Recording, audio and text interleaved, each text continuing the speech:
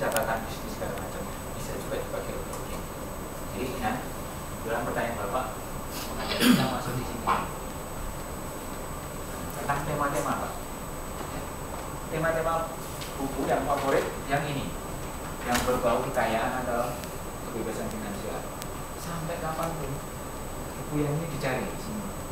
Ini favorit pembaca juga. Kemudian buku-buku yang temanya mencapai kesuksesan. Sampai sekarang orang terus-menerus nulis, penerbit terus-menerus menerima dan pembaca membeli. Sampai diragukan. Tema-tema untuk mencapai kebahagiaan. Sampai sekarang.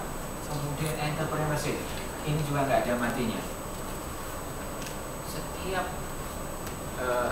Setiap tahun itu selalu ada buku-buku entrepreneurship yang laris manis. Ya karena banyak orang yang pengen bisnis real, banyak orang yang pengen hidupnya berubah, semakin kaya, semakin makmur, kayak itu dilayani dengan buku. Kemudian buku panduan praktis ini juga nggak ada matinya.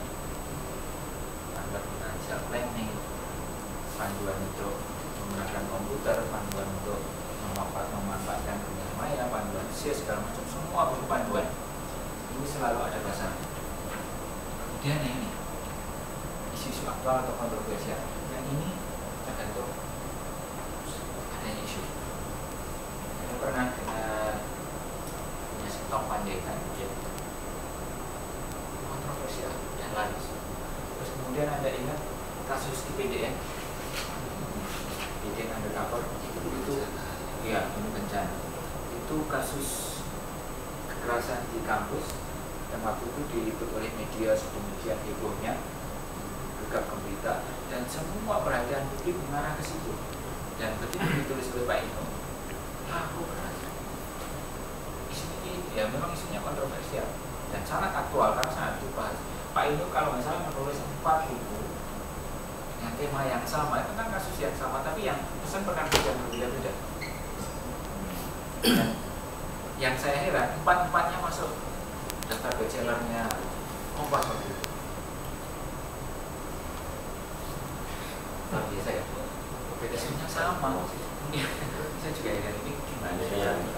Jadi dia ngakunya lah, saya tidak pernah bersama nulis ya bikin, bersama nulis ya bikin, tapi harus kasusnya apa ini. Nah, yang lain tema-tema kehidupan seksual ini juga nggak ada matinya. Dari zaman Caligula sampai zaman sekarang. Jakarta Undercover laris manis luar biasa. Karena apa?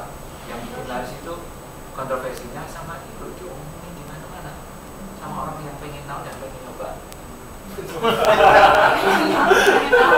Pengen tahu, maksud saya pengen tahu. Kalau sudah tahu anak-anak itu pengen nyoba ke sana, penasaran.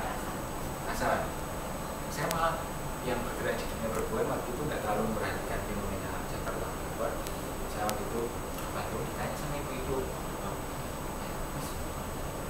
enggak sih yang di Jakarta itu namanya yang di Jakarta itu apa dulu ya itu rumah tangga ya apa sih Bu?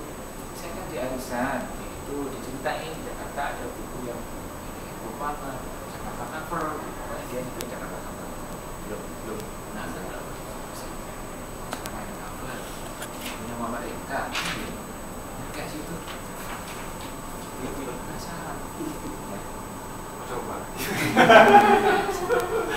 sudah pengen dia. Nah, saya bilang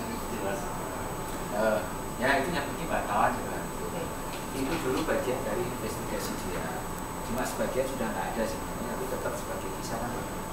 Dan itu sebenarnya mengulang pola yang sebelumnya, yang waktu itu ditulis tahun 80-an. Nggak tahu Pak Sandra atau Pak Tembal pernah dengar ada buku judulnya Ramang-Ramang Jakarta. Tahun 80-an yang